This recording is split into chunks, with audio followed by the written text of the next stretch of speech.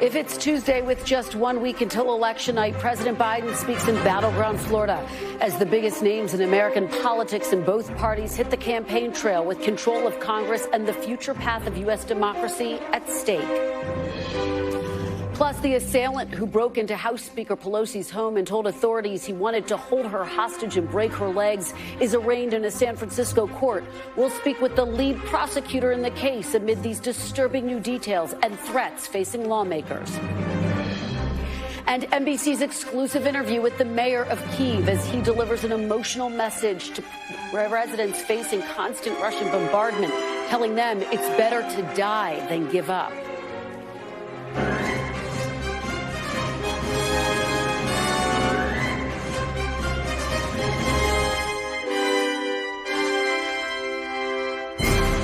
Welcome to Meet the Press Now. I'm Kristen Welker, and we are exactly 1 week out from Election Day, as voters from all 50 states will head to the polls to determine control of Congress and the future course of American democracy. Roughly 25 million ballots have already been cast in early voting across dozens of states. States like Georgia are reporting record-breaking numbers, and with just 7 days to go, it's all about turnout, which is why the biggest names in both parties are now crisscrossing the nation in key contests that could be decided at the margins. Former President Barack Obama is in Las Vegas campaigning with Nevada Governor Steve Sisolak and Senator Catherine Cortez Masto. Republican Congresswoman Liz Cheney is crossing the aisle to stump for Democratic Congresswoman Alyssa Slotkin in Michigan later today. Cheney also formally endorsed Democrat Tim Ryan in the Ohio Senate election today. And just a few moments ago, President Biden wrapped up remarks in South Florida ahead of a campaign event with the Democratic candidate for governor. The president hit on a lot of key Democratic campaign topics, like protecting Social Security and Medicare. Take a listen to this line about Florida Republican Senator Rick Scott's proposal to sunset all federal legislation after 5 years. The very idea that a senator from Florida wants to cut Social Security and Medicare, and by the way, they don't have to go away, they can cut it. They can change it, basically. A senator from Florida going after Medicare and Social Security? I tell you what, I don't know where, as they say in Southern, don't know where y'all been. Hot damn, boy. I tell you, look, it's so outrageous you might not even believe it. On the Republican side, former Vice President Mike Pence just spoke in Georgia on behalf of Republican Governor Brian Kemp. Here's a little bit of what he told supporters. Brian Kemp is singularly one of the most successful conservative governors in the United States of America. And finally, I'm here because Stacey Abrams can never be governor of the great state of Georgia. We've got to re-elect Brian Kemp for 4 more years. The heavy hitters are out in full force today, and over the next week, they will be blitzing Senate battlegrounds. These races are tight with just days to go. In Georgia, the state where former Vice President Pence was stumping today, Democratic Senator Raphael Warnock is up 3 points on his Republican challenger Herschel Walker, according to the latest New York Times Siena poll. In Nevada, where President Obama has a rally tonight, the race between Cortez Masto and Republican Adam Laxalt is tied. And in Arizona, where President Obama heads tomorrow, Democrat Mark Kelly is up 6 points on Republican Blake Masters.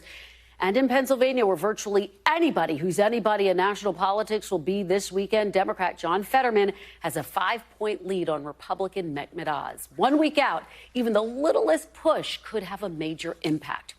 We want to get right to our midterm correspondents on the ground, stretched out across the country. Ali Vitale is in Florida as President Biden visits today. Guad Venegas is in Las Vegas, Nevada, ahead of Obama's campaign appearance tonight. And Blaine Alexander is in Cumming, Georgia. Vaughn Hilliard is in Phoenix, Arizona.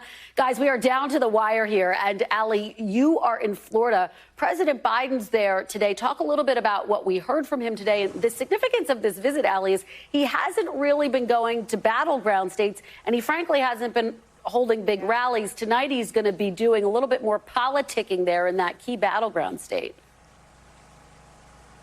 Yeah, and look, Florida has the reputation of being a battleground state. It's a place where races are regularly won and lost on razor-thin margins. But if you look at the polling here in the two top races that we're paying attention to, the Senate race and the governor's race, both Republican incumbents are actually polling well ahead of their Democratic challengers. So really, it is their re-election battles to lose. Nevertheless, Biden coming to the Sunshine State, hoping to turn out voters in key areas like this one, Miami-Dade County, which is regularly a Democratic stronghold. And it's striking the message that he's using. I'm so glad that you pulled that moment that he had talking about one of Senator Rick Scott's proposals that would endanger Social Security and Medicare. This is a state that has a large elderly population, a large group of voters who are regularly going to the polls. Biden really showing that all politics can be local, even as he talks about these national issues that Democrats have been spotlighting over the course of the last few months. It makes sense that he's trying to come to a place like this one, despite the fact that the landscape here is seemingly weighted in favor of Republicans. This is a place that in 2020, former President Trump lost. President Biden, though, part of an interesting story that we're seeing in places like Miami-Dade County. As I mentioned, it's where he's coming tonight, but it's also a Democratic stronghold. But you got to look at the ways that Republicans have been able to make inroads in places like this one. This is somewhere that Biden won in 2020, but only by 7 points. Compare that to 2016 when Hillary Clinton beat Donald Trump here by about 30 points. It really does tell the story of Florida, why it's becoming more red. In part, it's because Republicans have done a lot to try to speak to Hispanic voters and win them to their side. This is an area that's going to tell a really interesting story come election night. Even if the polls are right, even if there are no surprises in these marquee races and Rubio and DeSantis both go on to new terms, there's still a really fascinating story happening on the ground here in Florida, Kristen. There's no doubt about that, Allie. It's a really important point, and you've been there talking to voters, and you have the Republicans who are in the lead right now, Rubio and DeSantis. And I guess the question for a lot of folks is this last-minute stumping by President Biden, the other heavy hitters who are going to be there in the closing days, will it make a difference? Yeah. I think that is the key question. But again, the goal here, where you look at Biden as going on the map, if you looked at a map of 2020, the places where Biden and Democrats did well, these are the blue pockets on a map that is otherwise pretty red when you get outside of the urban centers. It's why Biden is coming to a place like this, trying to remind Democratic voters that they need to get out. I will also note for you that early turnout is lower right now in Florida than it was in past midterms. It means that rallies like this one could actually be really important in maybe getting voters out of their homes who weren't planning on voting, who weren't energized, maybe because they've seen polls that show Republicans in the lead. This could be something that ends up making a difference in Florida. But at the same time, polls show this is not a matter of 1 or 2 points, especially not in the governor's race. DeSantis has continuously had, in some cases, a double-digit lead over Charlie Crist, so it would be something significant that Democrats have to overcome. Nevertheless, nothing is over till it's over, especially not in Florida. When I was here in the 18 midterms, I got stuck here because there are automatic recounts when races are within 0.5 or less, and both the governor and Senate races were in 18. Yeah, important reality check there, Allie, from the ground, from someone who knows and who has lived it and experienced it firsthand. Quad, let me turn to you. Former President Obama in Nevada today. Look, he is someone who energizes not just Democrats, but independents, potentially, suburban women, working class voters. What is the expectation there tonight? He's been pretty fired up, and he hasn't held back in terms of going after some of these Republican challengers. Today, he's going to be there campaigning for Governor Sisolak and Senator Cortez Masto. Kristen, Democrats here hope that Obama brings that energy that we saw in Georgia, Wisconsin, and Michigan. They need it here. You mentioned the independents, the nonpartisan voters. And the days coming up to the midterm elections, we saw the number of nonpartisans increase. The number of people that began registering as nonpartisan increased to the point that now 1/3 of voters in Nevada consider themselves or have registered as nonpartisan. So they want Barack Obama to come here and do two things, essentially. He needs to energize force those voters, the Democrat voters, to come out and vote. We're still in early voting. We have a few more days. It goes through Friday. So they want to get as many voters, the Democrats want to get as many voters as they can out. And then, of course, you still have Election Day. And also, Obama intends to speak to those undecided, nonpartisan voters all across the state so they can decide to both support the incumbent governor, Steve Sisolak, and Senator Catherine Cortez Masto. You look at the polls, that even the ones that were released this week, and it is very, very tight. Some of these polls do show a very narrow lead on the Democrat side, but that's within the margin of error. Others show a tie. For example, in the U.S. Senate race between Catherine Cortez Masto and Adam Laxalt, the New York Times poll this week showed them essentially tied at 47%. So this is what the Democrats are facing at the moment, and they're hoping they can get help from Obama. Yeah, and as you say, former President Obama will be targeting those undecided voters, but also Latino voters. There's some real concerns about a lack of enthusiasm among Latino voters. Guad, very quickly, before we get to Blaine, you know, Sisolak was doing much better in the early stages of this race. Now it's shifted. This race has gotten much tighter. You expect that to happen as you get closer to Election Day. But what have been the real stumbling blocks?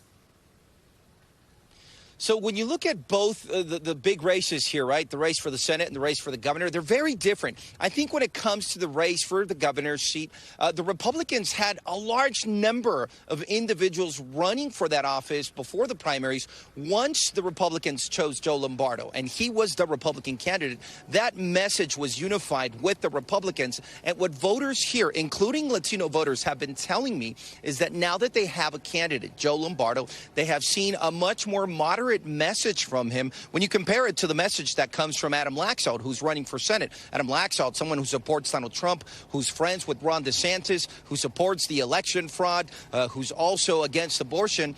That's completely different from someone like Joe Lombardo, who has said he does not support the idea that there was election fraud. And he's also in the middle when it comes to abortion. He said in the last debate that although he himself did not support abortion, he did support the people of Nevada who have protected abortion rights in this state. So again, he's trying to keep those Republican voters on his side, but win over some of those nonpartisans. And this could be one of the reasons why the latest polls, in fact, some of these latest polls, in fact, have shown Lombardo with a very slight lead. And just very quickly, when it comes to those Latino voters, it is expected that 1 in 5 voters that will vote during the midterms will be Latinos, and they could swing the election one way or another here, Kristen. Yeah, really critical. Great breakdown there, Guad. Blaine, let me turn to you. You are really kind of at the center of election excitement, if you will, right now, given the state of both the Senate and gubernatorial races there. You had former Vice President Mike Pence out campaigning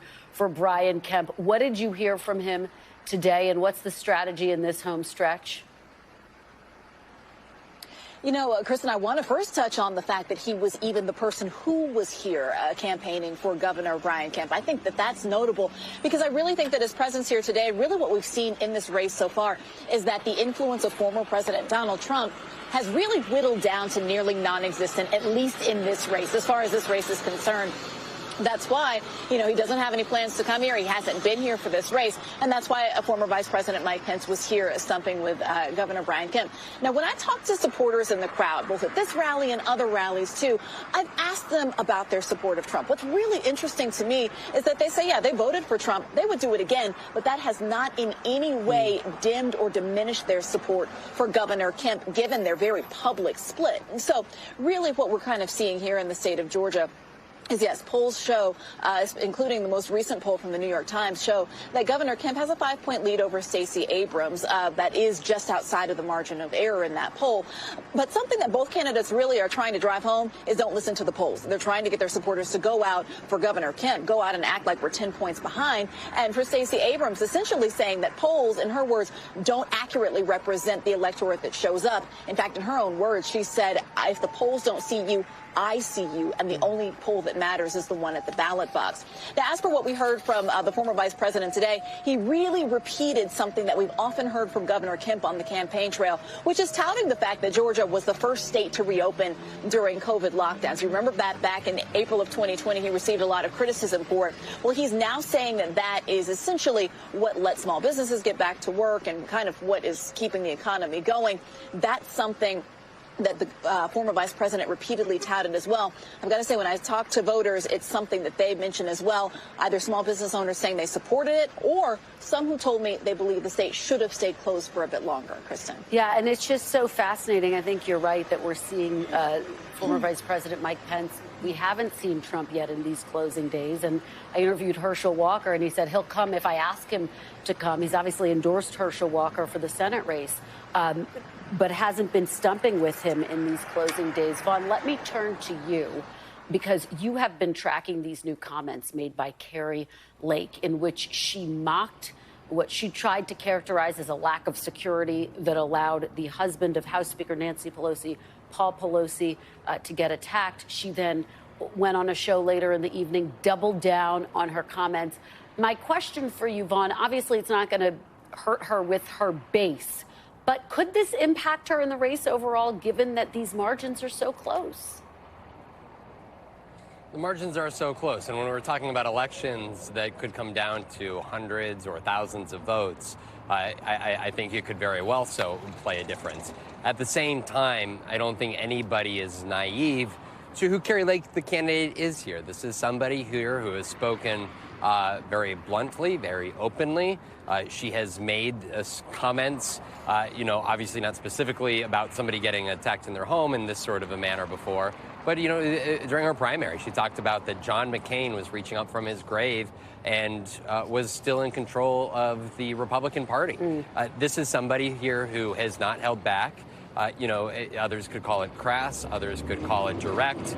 I'll let others make those determinations. But this is a Republican candidate who, over the course of the last year and a half, has not hid exactly the type of candidate that we've seen really try to draw a strong support, especially from those Trump backers who came out of record numbers in 2020. And right now in polling, it would indicate that she's got a decent shot to be the next governor of Arizona. Vaughn, I have to ask you very quickly, there was some news in the Senate race today, which is that the Libertarian candidate in the Arizona Senate race dropped out, is now backing Blake Masters. How significant is this in his face-off with Mark Kelly? Number one, that individual, Mark Victor, is still going to be on the ballot. It's too late to take his name off the ballot. He received some attention. It was when the Arizona Senate debate, the singular debate that took place with Blake Masters and Mark Kelly, and the Libertarian candidate took swipes at both of the individuals, including Blake Masters, not only over his position on abortion, and really a lack of clarity on several positions, including his position on whether the 2020 election was legitimate or not. And many folks were concerned on the Republican side, especially there was a poll that came out that showed him gaining at least several percentage points of support. And when you look at the numbers, those numbers coming from the likes of Blake Masters here. And so the Republican, and what again could be a battle that comes down to thousands of votes potentially, the hope is that potentially those who maybe were considering voting for the Libertarian choose to not acknowledge his name despite it being on the ballot and vote for the Republican candidate in the Senate race. Well, these races are just largely all so incredibly close, particularly the Senate races. Guys, thank you so much for your fantastic reporting. Allie, Blaine, Vaughn, and Guad, really appreciate it. And we will see all of you back here tonight for Meet the Press's special coverage of the midterm elections 1 week out from Election Day. That's at 8 p.m. Eastern. You do not want to miss it. Chuck and I will be previewing everything. Coming up, Paul Pelosi's attacker expected in court minutes from now as brutal details emerge on the violent assault. We have the latest, plus a one-on-one interview with the San Francisco District Attorney charging the suspect with attempted murder. Next, you're watching Meet the Press Now.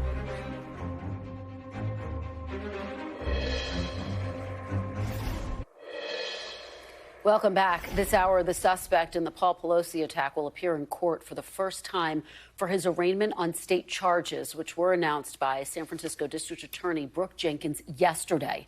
The charges include attempted murder and assault. Citing statements made by the suspect, the DA's office also called the attack, quote, politically motivated. I just spoke to District Attorney Jenkins, and we will show you our conversation in just a moment. But first, NBC News correspondent Aaron McLaughlin is on the ground in San Francisco with the very latest. So, Aaron, I know you're there waiting for this arraignment to get underway. What are we expecting in his first appearance in court?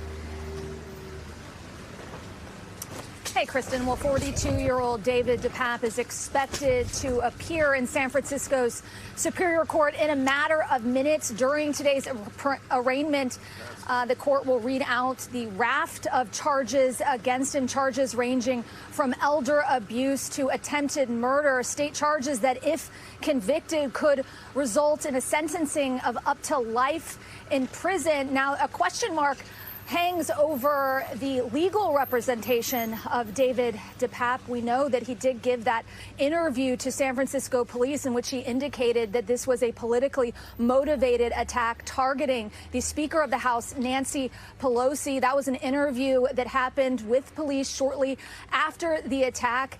He was Mirandized and it was recorded by police, but we do expect him potentially today to also get legal counsel. If he declines to be able to afford counsel, it's possible that the court today could take the decision to issue a public a public defender. We also expect San Francisco's district attorney to argue against bail, that the court should hold DePape without bail, arguing that he is a danger not only to San Francisco, but also to outside the city as well. Now, this arraignment pertains only to the state charges against him. There's also the matter of federal charges that's expected to happen. An arraignment relating to those charges is expected in a separate proceeding, although federal authorities have not indicated when that proceeding will actually take place. Yeah, Kristen. That's a really important distinction. Aaron McLaughlin, I know you will have everything that comes out of the courthouse for us. Thank you for your reporting.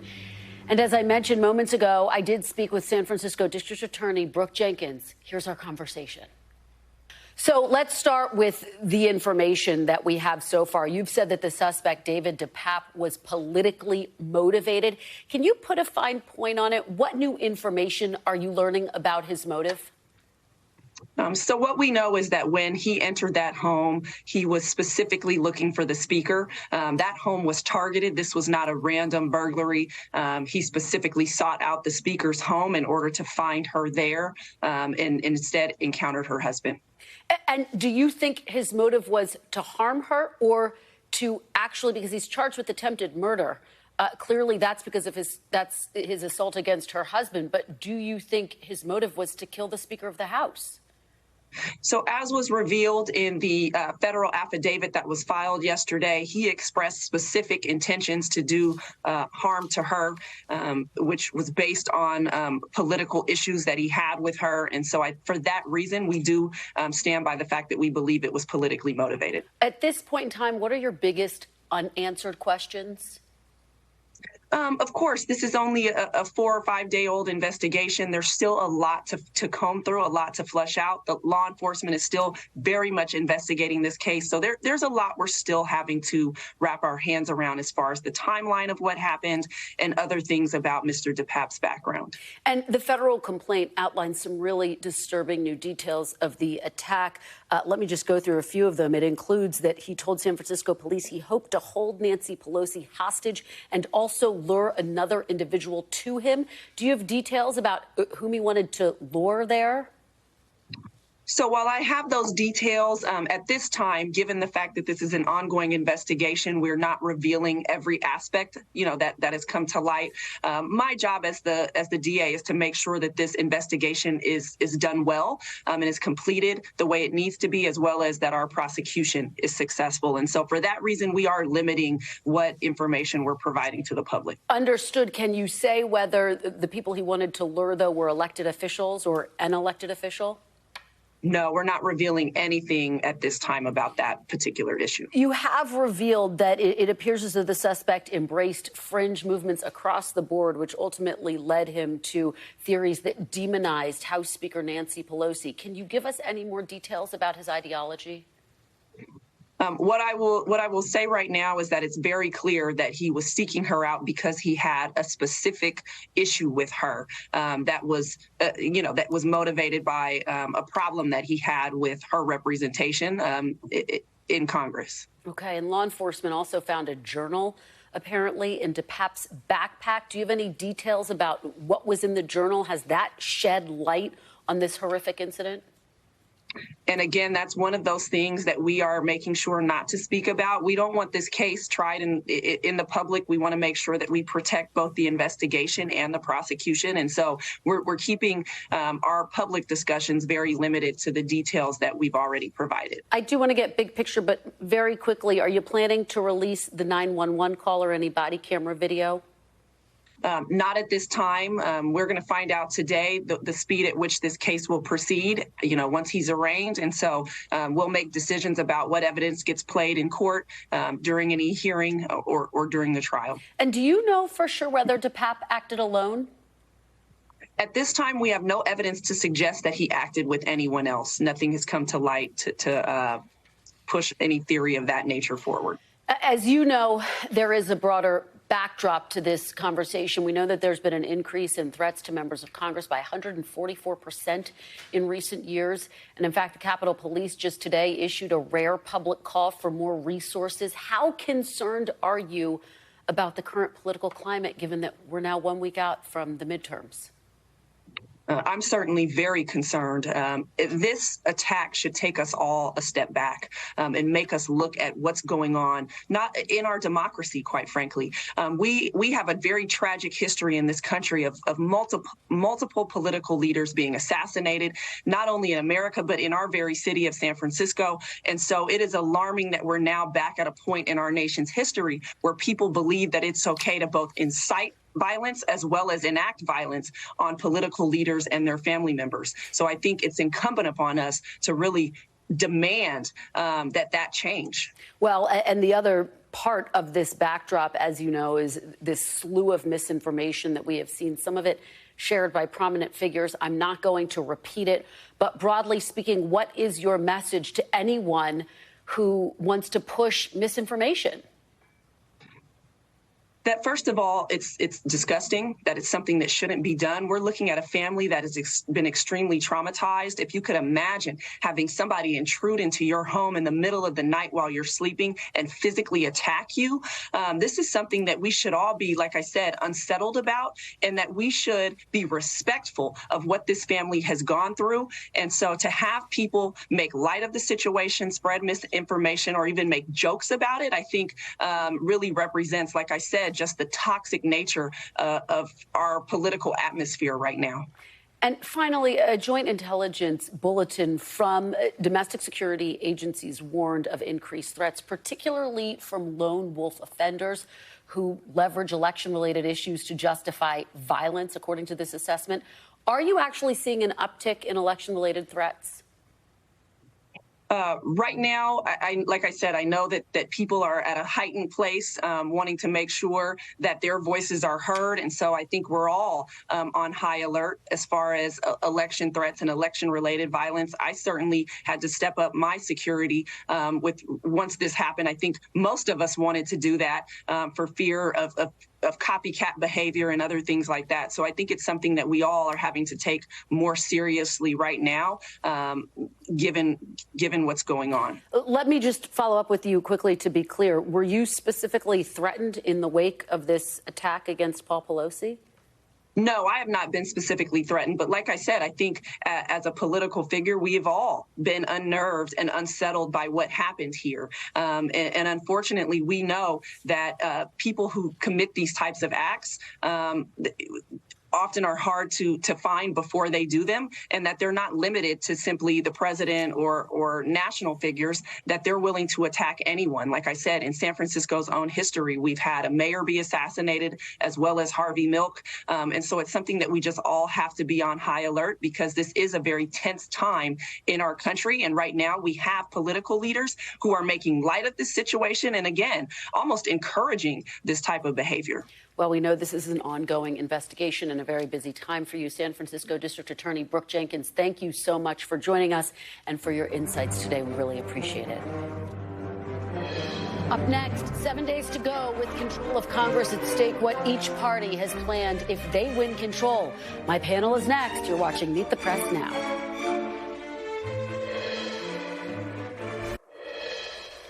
Welcome back. 7 days out from the 2022 midterm elections, we are already getting a sense of the stakes of these races as Republicans begin to telegraph what they do if they take control of Congress. Kentucky Congressman James Comer told Politico that House Republicans are planning a press conference the week after the election to preview their investigation into Hunter Biden. The White House is gearing up for a barrage of inquiries from a Republican-led House. As for Democrats asked about the concept of the GOP controlling the House, Connecticut Senator Chris Murphy had some strong words saying, quote, there would be no governing in the House if Republicans take over. I'm pretty apocalyptic about what the House will look like if Marjorie Taylor Greene is in charge. It's an absolute nightmare if Republicans win. It will be potentially cataclysmic. I'm joined now by my panel, founder of the Cook Political Report and an NBC News political contributor, Charlie Cook, president and CEO of Voto Latino and an NBC News political analyst, Maria Theresa Kumar, and editor of The Dispatch and an NBC News contributor, Stephen Hayes. Thanks so much to all of you for being here. 1 week to go. Maria Theresa, let me have you just weigh in on what we just heard from Chris Murphy. Pretty dire outlook if Republicans take control of the House. How do you see it?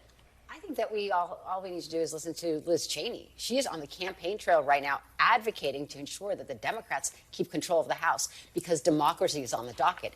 That's outside of just the policy issue. If we look at the policy issues, they've already promised to take away Social Security, to reduce it back to its levels. They've also have already promised to take away the Medicare prescription drugs and make a circus of the hearings, recognizing that, yes, they will double down on Biden's son, but they will stop the January 6th committee hearings that Liz Cheney hung her political career on, to sound the alarm that democracy is on the line. Stephen, putting policies aside for a moment, Republicans have been quite clear. There are a number of different oversight investigations they are poised to launch. And the White House has said, my reporting, my conversations with folks within the administration, they're gearing up for a number of oversight investigations, as Maria laid out. Do you think any governing can get done if Republicans win back the House? Very little. If you look at on the policy questions, I mean, they can do some of the things that Maria Theresa mentions. I don't think that they're likely to see much success,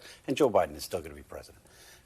The place you would look for some policy movement would be in places where Democrats and Republicans agree, something on big tech. You can imagine maybe something that way. But I don't think that we're going to see a lot of governing if Republicans take the House. They have made clear, I mean, ask Republicans what they want to do.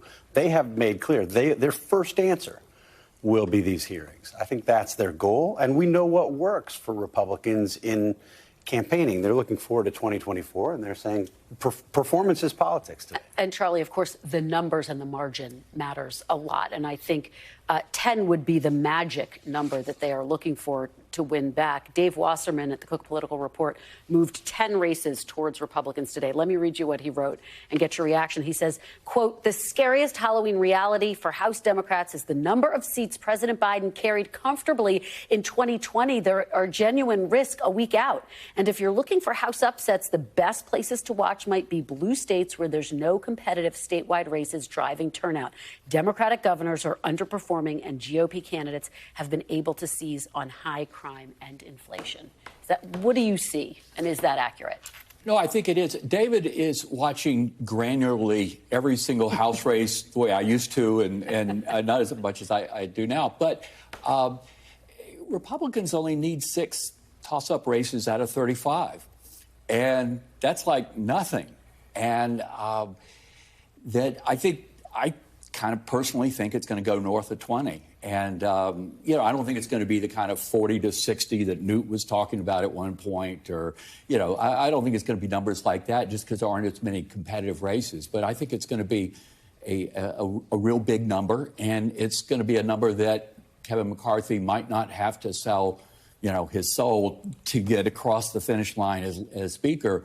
That if it were more like a 10 or 11 or 12 seat game, that's where he'd be at the mercy of some of the more exotic members of their conference. Yeah, and one of the things that we are seeing as a drag to Democrats. Republicans do seem to have the momentum right now in a number of these races, is the fact that President Biden's approval ratings have been sagging. Notably, Maggie Hassan just made some really notable comments. We want to play them, and then I'm going to get everyone's reaction on the other side, really distancing herself from the president. Take a listen. Granite staters put aside their differences every day to work together to solve problems, and they are independent problem solvers, and they expect their senator to be the same way. And so I am always going to look out for New Hampshire first, which means I will criticize the president when I think he's wrong, as I have on everything from the withdrawal from Afghanistan to his need, the administration's need to have much more robust security at the southern border, to objecting to his FDA commissioner, who I thought had much too close ties to the opioid manufacturers. So, Maria Theresa, she really leaned into all of the areas where she finds disagreement with President Biden. Is that smart strategy? And we've really seen him not engage in a number of these battlegrounds. Yes, he's in Florida today, but we're 7 days out. He hasn't been holding big rallies. Well, I think the biggest thing that we hear from right there is that all of this politics is local. And what she is doing, she understands her base. She understands what she needs in order to win moderate Democrats, independents, and that's what she's doing.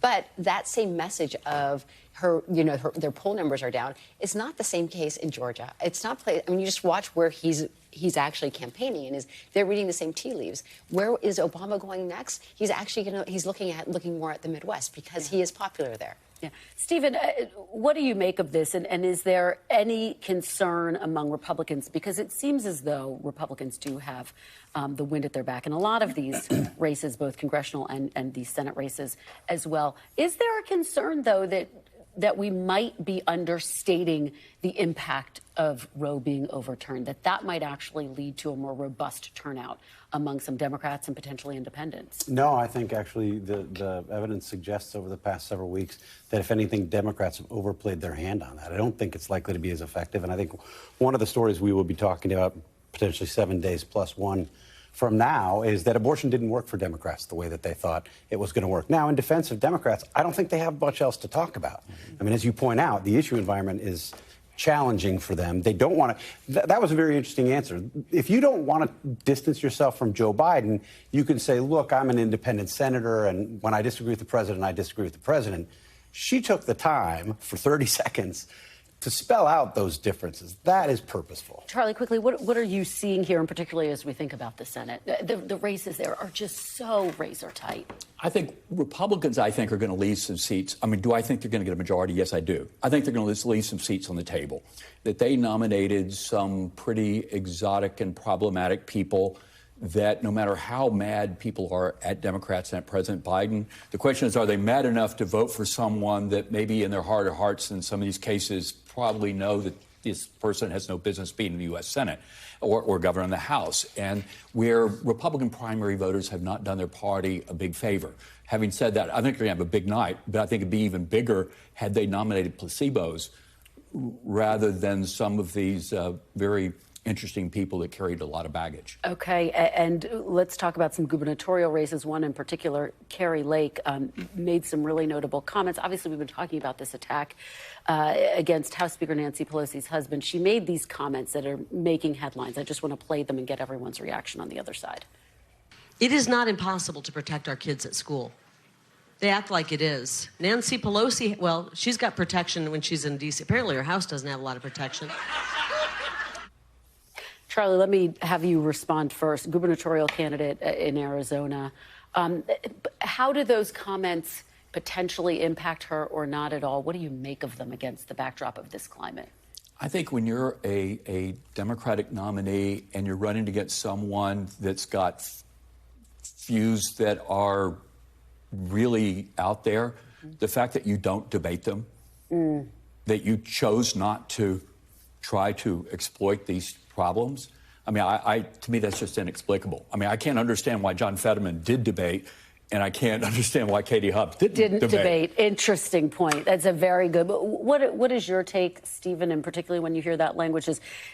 Does does Carrie Lake making those comments potentially create a drag on other members of the Republican Party? I don't think so. I think when you hear that comment, the reason she makes a comment like that is because she knows it's unlikely to hurt her with the Republican base. Could it affect her with Democrats?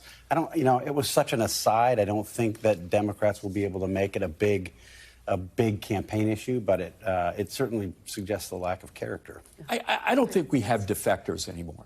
There are not going to be any Republicans voting for any Democrats. There are not going to be any Democrats voting for any Republicans. So if we're really talking about this little slice of 5, 6, 8% that are truly independent, and they were pretty talked up about the Dobbs decision through August and September, but this month the economy they just sort of moved over. I actually think what we're going to see is some Republicans who are turned off by that type of rhetoric staying home. And using that as they're voting, but they're voting at home. And that, I think that's going to be the biggest difference when you actually feel their enthusiasm looks higher than Democrats. Of the extreme right, not necessarily those independent. I mean, there's plenty of independent and moderate Republicans. I mean, again, Liz Cheney on the campaign trail speaks to a group of individuals that say, this is not the party that I signed up for. All right, you guys, thank you so much for this great conversation and outlook. We appreciate it. Charlie, Maria, and Stephen, fantastic. And we are thrilled to announce that for the first time ever, NBC's 2022 election book is available to the public. It is your guide for everything you need to know about the upcoming midterms and how to watch election night. Just scan the QR code on your screen now and bookmark the link. And you do not want to miss a chance to read it. It is really good. And coming up after the break, in this age of misinformation about U.S. elections, what it means for the midterms next. You're watching Meet the Press Now. Stay with us.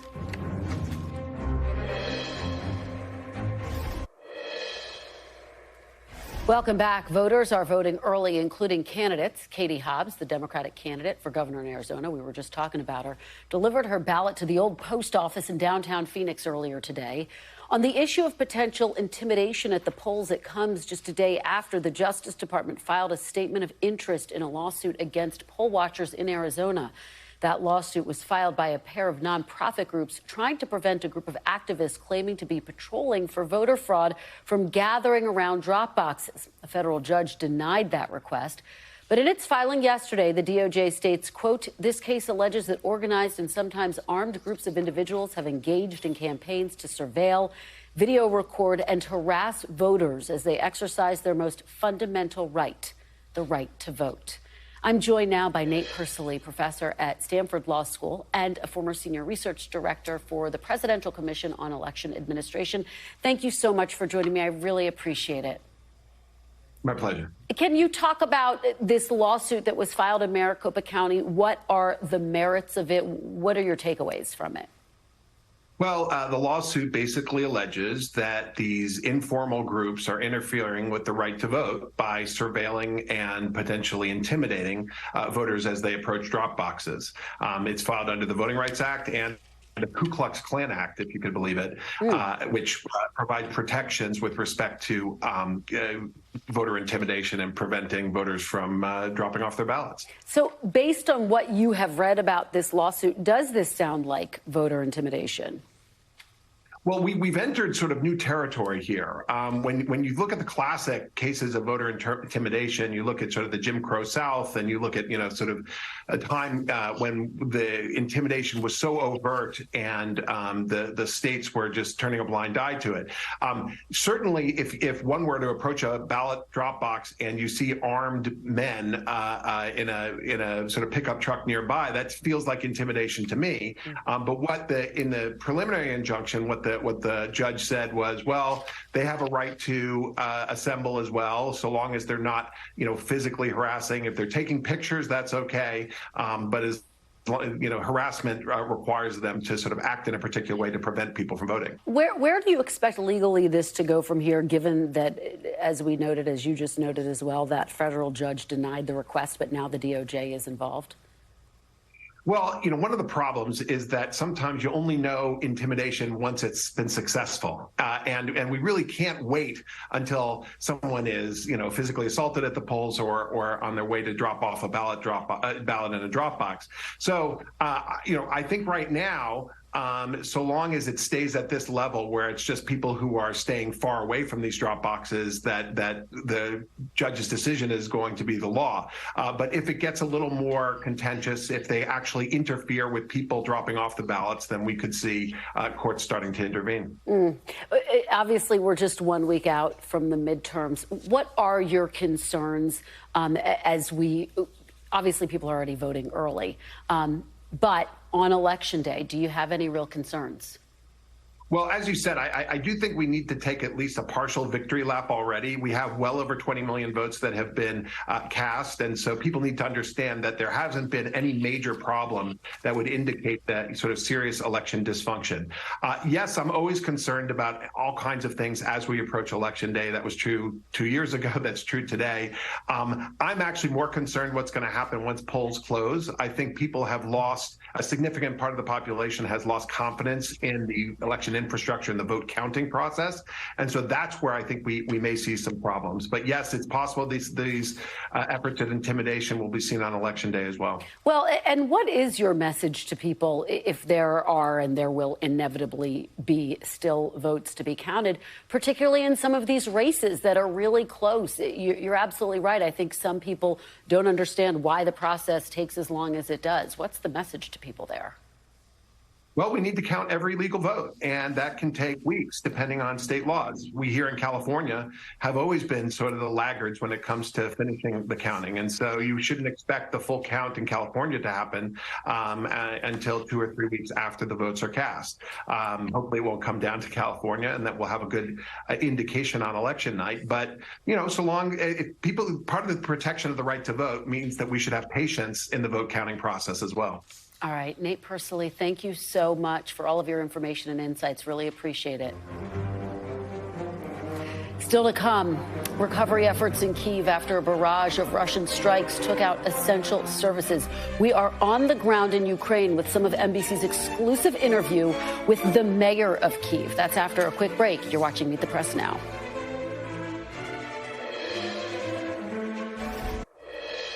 Welcome back. According to a U.S. senior defense official, American military personnel are back on the ground in Ukraine, conducting on-site inspections to assess weapon stocks and track the billions of dollars worth of military assistance the U.S. has provided to Ukraine. The restart of this program comes amid concerns that U.S. weapons could end up on the black market, though the Pentagon says they have not yet seen evidence of weapon diversion, adding that Ukraine has been very transparent. Meanwhile, U.S. and Western officials are warning that Iran is preparing to arm Russia with short-range ballistic missiles. But as of right now, none of those missiles have been delivered. I'm joined now by NBC News correspondent Matt Bradley in Kyiv, who spoke to the mayor earlier today. Matt, it's a fantastic interview. What is the mayor telling you about these recent attacks on Kyiv? What's his message to the U.S.? Yeah, I mean, one of the really weird things about these attacks is that they happen every Monday morning, every week, 3 Mondays in a row. Why it seems Vladimir Putin and his military seem to have this sort of fetish for Monday mornings, it's unclear. And actually, the mayor himself was laughing about this. But, you know, one of the things that he was saying was that it takes about 1,000 engineers and workers working 24/7 to bring all of this up, the electricity, the water, all of it back up to speed. And as of yesterday morning, 80% of this city, the capital, a city of more than 3 million people, was without water, without running water. As of yesterday afternoon, it was about 40%. And as of this morning, everybody had water again. So it really has been an extraordinary effort bringing the utilities back online. The question is, will that last into the winter? And Matt, I think we do have some of your interview that we want. I believe we have some of the interview that we can play now. Let's hear a little bit of your interview, and we'll have more on the other side. The reason, I guess, the reason why the Russians destroyed our infrastructure, they try to bring depression to the people. The people have to be disappointed and have bad mood. Instead, the people were angry. Very angry Russians. And And Kristen, I think you can hear that what he was basically saying is what you hear from a lot of Ukrainians, which is that the reason that Vladimir Putin is attacking civilian infrastructure like water and electricity is similar to the reason why he's threatening nuclear weapons. It's because he's being defeated on the battlefield. It's a sign of desperation. So for a lot of Kyivans and for a lot of Ukrainians, that kind of desperation is really a signal of their own success. Yeah. Kristen? And very quickly, Matt, how are the residents of Kyiv coping? This is stretching months, and we are heading into winter. Yeah, I mean, it's kind of hard to tell whether or not Kyivans or Ukrainians in general are worried about winter, because whenever we speak to them, they are, defiant. They are bombastic, and they really just want to show that they are willing to suffer for their country, because they see their comrades, they see their countrymen on the battlefield dying and suffering as well, and they've been doing that in the thousands. So for folks here, this is not that much to sacrifice. But a lot of them, a lot of this mood is really buoyed by the fact that they've had so many battlefield successes. So that really does change the atmosphere. If you're losing on the front lines, people who are on the home front here in the capital, they're going to be more demoralized. But when they look to the front lines and they see that their army is advancing against the Russians, they can feel confident about the coming winter, even if it's going to be terribly uncomfortable and maybe even deadly cold. Kristen? Yeah, their resilience has just been extraordinary. Matt Bradley, we really appreciate your sharing your interview with us. Thank you, and stay safe. And thank you for being with us this hour. Chuck will be back here tomorrow with more Meet the Press Now, and we will both be back at 8 p.m. tonight Eastern, along with a slew of NBC News reporters on the campaign trail for special coverage of the midterm elections. 1 week out from Election Day. You do not want to miss it. We'll have all the information you need to know. Thanks for watching our YouTube channel. Follow today's top stories and breaking news by downloading the NBC News app.